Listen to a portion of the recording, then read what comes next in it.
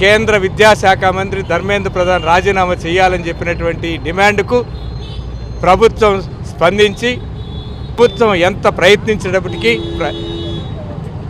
ఈ దేశంలో ఉన్నటువంటి యువత యొక్క ఉద్యమాల ద్వారా అణిచివేసేది కాకుండా సమస్య ఏదైతే ఉందో, దేనివల్ల ఈ సమస్య ఉత్పన్నమైందో ఆ సమస్య పరిష్కారానికి ఆ శాంతియుతమైనటువంటి పద్ధతుల్లో ఉద్యమాన్ని మరి చూడాలనేటువంటి పద్ధతుల్లో సమస్యలు పరిష్కరించాలనే పద్ధతుల్లో AP.9 న్యూస్ ఛానల్ని అందరూ కూడా చూస్తున్నారు. బట్ అయితే చాలామంది సబ్స్క్రైబ్ చేసుకోకుండా చూస్తున్నారు. దయచేసి మీరు సబ్స్క్రైబ్ చేసుకోండి. నేను మరిన్ని మంచి వార్తలు ఇచ్చేదానికి నా వంతు ప్రయత్నంగా నేను ఖచ్చితంగా చేస్తాను. అదేవిధంగా మీరు లైక్ చేసి హైప్ చేయండి. అదేవిధంగా కామెంట్ సెక్షన్లో మీరు కామెంట్ని తెలియచేయండి. దీనివల్ల ఏంటంటే మన ఛానల్ సంబంధించిన వీడియోస్ బూస్టప్ అయి ఇంకా మిగతా చాలామందికి కూడా తెలిసే అవకాశం ఉంది. కనుక మీరు అందరూ కూడా ఆదరించాలని చెప్పేసి కోరుతున్నాను. Thank you.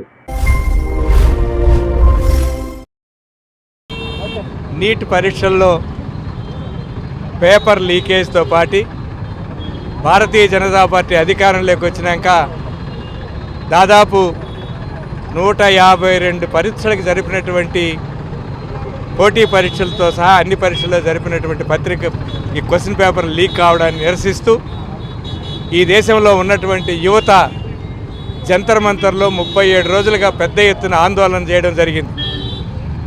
ఈ ఆందోళన ఫలితంగా ఏదైతే వాళ్ళు డిమాండ్ చేస్తారో కేంద్ర విద్యాశాఖ మంత్రి ధర్మేంద్ర ప్రధాన్ రాజీనామా చేయాలని చెప్పినటువంటి డిమాండ్కు ప్రభుత్వం స్పందించి అతని రాజీనామాను అంగీకరించడం జరిగింది. ఇది ఈ దేశంలో ఉన్నటువంటి యువకుల పట్టుదలతో వాళ్ళు నిర్వహించినటువంటి పోరాట ఫలితంగా పోలీసుల ద్వారా ఈ ఉద్యమాన్ని తీవ్రంగా అణచేయాలని చెప్పని ప్రభుత్వం ఎంత ప్రయత్నించినప్పటికీ ఈ దేశంలో ఉన్నటువంటి యువత యొక్క ఆందోళనను వాళ్ళ ఆవేదనను ఆ రూపంలో ఢిల్లీ నడివీధుల్లోకి వచ్చి పార్లమెంటు మార్చి సందర్భంగా దీన్ని అణచివేయాలని ప్రయత్నం చేసినప్పటికీ యువత దాని అందరికీ బెదిరిపోకుండా నిలబడిన ఫలితంగానే వాళ్ళు ఆశించిన పద్ధతుల్లో ఈ విద్యాశాఖ మంత్రి రాజీనామా చేయడం జరిగింది.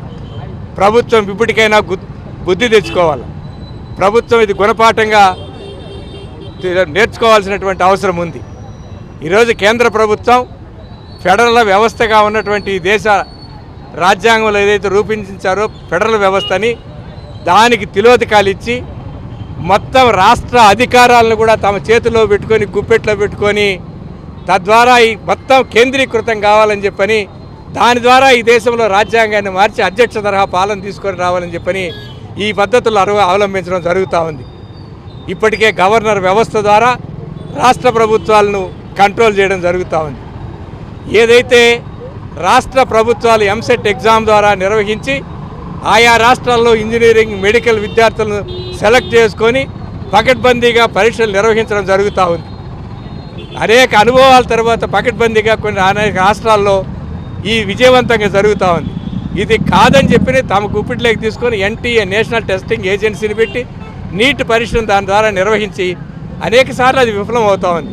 ఇప్పటికైనా బుద్ధి తెచ్చుకొని కేంద్ర ప్రభుత్వం ఆయా రాష్ట్రాల విద్యా వ్యవస్థ ఏదైతే ఉందో అది రాష్ట్ర ప్రభుత్వాల అధికారం రాష్ట్ర పరిధిలోకి తీసుకొచ్చి ఆ ఎగ్జామినేషన్స్ ఏవైతే ఎంసెట్ ద్వారా నిర్వహించుకుంటున్న ఎగ్జామినేషన్స్ ఏవైతే ఉన్నాయో వాళ్ళకి అనుమతి ఇవ్వాలని చెప్పేసి ఆ పద్ధతుల్లో రాష్ట్ర ప్రభుత్వాల అధికారాలను దాన్ని బుల్డోజ్ చేయడాన్ని మేము తీవ్రంగా వ్యతిరేకిస్తున్నాం.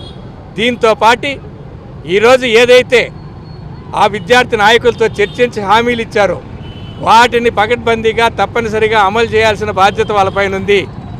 నీట్ ఎగ్జామ్ సందర్భంగా పేపర్ లీకేజ్ సందర్భంగా చనిపోయినటువంటి విద్యార్థులకు ₹1 ఇస్తామని చెప్పి అంగీకరించారు. దాన్ని తప్పనిసరిగా అమలు చేయాల్సినటువంటి అవసరం ఉంది.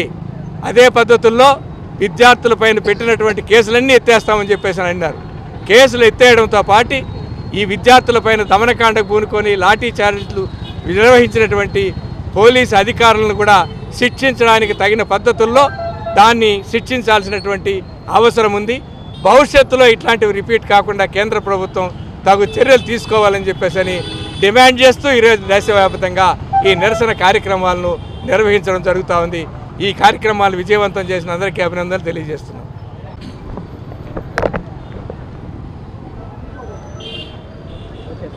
మిత్రులారా, భారత కమ్యూనిస్టు పార్టీ దేశవ్యాప్తంగా ఈరోజు ఆందోళనకు పిలిపివ్వడం జరిగింది. దాంట్లో భాగంగా తిరుపతిలో కూడా నిర్వహిస్తూ ఉన్నాం. ప్రధానమైనటువంటి డిమాండ్లు శాంతియుతమైనటువంటి పద్ధతుల్లో కేంద్ర ప్రభుత్వం ఆమోదించుంటే దేశంలో యువత విద్యార్థులు మొన్న 20వ తేదీ ఉద్యమానికి ఎంత నష్టపోవాల్సినటువంటి పని ఉండేది కాదు. ఉవ్వెత్తున పార్లమెంటు ముట్టడికి వస్తున్నటువంటి వారిని ఎంత క్రూరంగా అణిసివేసడానికి ప్రయత్నం చేశారో చూశారు. ఆఖరికి లాఠీలకి మేకులు కొట్టుకొని ఆ మేకులను కూడా గుచ్చుకునే విధంగా, రక్తం ఓడే విధంగా హింసించినటువంటి పద్ధతులు. అదేవిధంగా మహిళా స్టూడెంట్స్ని, అమ్మాయిల్ని పోలీసులు పెద్ద పెద్ద ఆఫీసర్లుగా ఉండి సిగ్గు లేకుండా అమ్మాయిలపైన ఎక్కడంటే అక్కడ చేతులేసి కొట్టడం, పడేయటం, గొంతు బిస్కటం, ఇంకా అనేకమైనటువంటి పద్ధతుల్లో హింసించినటువంటి సంఘటనలు, వేలాది మంది విద్యార్థులు స్పృహలు కోల్పోయినటువంటి పరిస్థితులు, ఈ అన్నిటినీ చూసినటువంటి దేశ ప్రజానీకము, ప్రపంచ ప్రజానీకం వారికి విపరీతమైనటువంటి మద్దతు. తిండి లేదనుకున్నటువంటి వారందరూ కూడా ఎక్కడెక్కడి నుంచో వేలాది పొట్లాలు, వాటర్ ప్యాకెట్లు, మంచినీళ్ళు, తినడానికి తిండి ఇవన్నీ కూడా సప్లై ప్రజలందరూ కూడా హర్షిస్తున్నటువంటి నేపథ్యంలో ఇక కేంద్ర ప్రభుత్వానికి వేరే ప్రత్యామ్నాయం అణచివేయడానికి తీవ్రమైన ప్రయత్నం చేశారు. విద్యార్థులను దూరం చేయడానికి తీవ్రమైన ప్రయత్నం చేశారు. లాఠీ చార్జీలు చేశారు. అనేకం చేసినప్పటికి కూడా మద్దతు విపరీతంగా పెరుగుతున్నటువంటి నేపథ్యంలో అప్పటికప్పుడు కేంద్ర విద్యాశాఖ మంత్రిని రాజీనామా చేయించడం, మరుసటి రోజు చర్చలు జరపటం, ఆ చర్చల్లో కొన్ని అంగీకారమైనటువంటి అంశాలు వీళ్ళ యొక్క రాజీనామాని ఆమోదించడం, రెండవది చనిపోయినటువంటి వారందరికీ ₹1 కోటి విరాళం ఇవ్వటం, ఈ సందర్భంగా పెట్టినటువంటి తప్పుడు కేసులన్నింటి కూడా ఉపసంహరించుకోవటం, భవిష్యత్తులో కూడా ఈ ఉద్యమాలపైన ఇలాంటి దుర్మార్గమైనటువంటి దమనకాండని ఆపేయాలనేటువంటి డిమాండ్లు కూడా అంగీకరించినందువల్ల ఉద్యమం మరి సద్దుమణిగింది. అందువల్ల ఈరోజు భారత కమ్యూనిస్ట్ పార్టీ చేసేటటువంటి డిమాండు ఉద్యమాల ద్వారా అణిచివేసేది కాకుండా సమస్య ఏదైతే ఉందో, దేనివల్ల ఈ సమస్య ఉత్పన్నమైందో ఆ సమస్య పరిష్కారానికి, ఆ సమస్యను పరిష్కరించేదానికి కేంద్ర ప్రభుత్వం జోక్యం చేసుకుని ఉంటే ఇంత హింస సంఘటన జరిగి ఉండేవి కాదు. ఈరోజు దేశవ్యాప్తంగా అంబేద్కర్ విగ్రహాల దగ్గర కూడలిలో భారత కమ్యూనిస్ట్ పార్టీ భారత రాజ్యాంగ పీఠికని అమలు చేయమని కోరుతూ శాంతియుతమైనటువంటి పద్ధతుల్లో ఉద్యమాన్ని మరి చూడాలనేటువంటి పద్ధతుల్లో, సమస్యలు పరిష్కరించాలనే పద్ధతుల్లో కోరుతున్నందువల్ల ఈ నిరసన కార్యక్రమంలో పాల్గొన్న కార్మిక వర్గానికి, పార్టీ శ్రేణులందరికీ కూడా ధన్యవాదాలు.